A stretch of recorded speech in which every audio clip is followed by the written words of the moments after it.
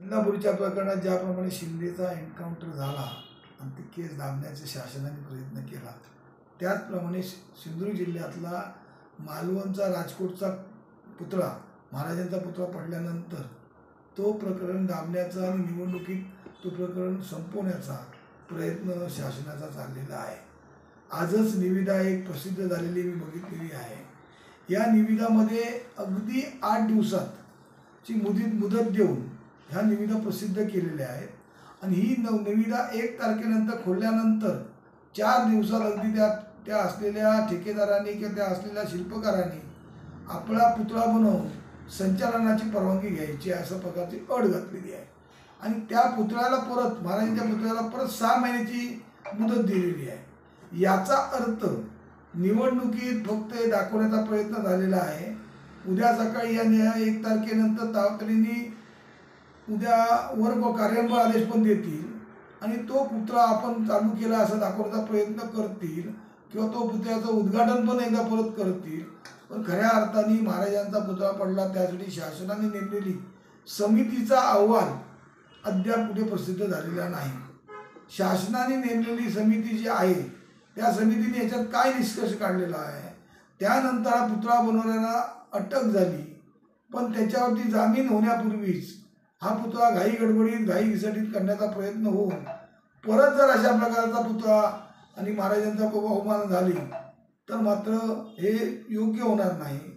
जर या मुख्य अभियंत्याने याच्या अधिकारातल्या असलेली ही निविदा एक जिल्ह्यातले 2, एक ब वर्ग एक क वर्ग पेपर आणि एक मुंबईतला इंग्रजी पेपर सर्वसाधारण निविदासारखी, म्हणजे या असलेल्या प्रशासनाला कोणत्याही प्रकारची लाज शरम नाही. कारण हा पुतळा जर अशा प्रकारचा बनवायचा असेल तर मुंबईसारख्या आणि महाराष्ट्रातल्या अग्रगण्य न्यूजपेपरला देण्याची गरज आहे. पण ते न करता एखादा मुंबईचा कोणतातरी पेपर घेऊन छोटीशी जाहिरात देऊन ते प्रसिद्ध करायचं. कारण शासनाने यापूर्वीच 26 ऑगस्टला पुतळा पडल्यानंतर सुतार यांना आणून तो पुतळा दाखवला, त्या पुतळ्याची तयारी केली आणि त्या पुतळ्याबाबत त्यांनी सर्व अगोदरच तयारी करून तो पुतळा करण्याचा ठेवल्यामुळेच 4 दिवसाचा अवधी जो घातलेला आहे त्याला कोण दुसरं येणार नाही ही अट मुद्दामून टाकलेली आहे. ही निविदा असेल तर निविदा रद्द करावी किंवा परत निविदा काढावी, अन्यथा याबाबत वरिष्ठांकडे दाद मागूच. शासनाकडे असल्यामुळे दाद मागता येणार नाही कारण शासन त्याला पाठीशी घालणार.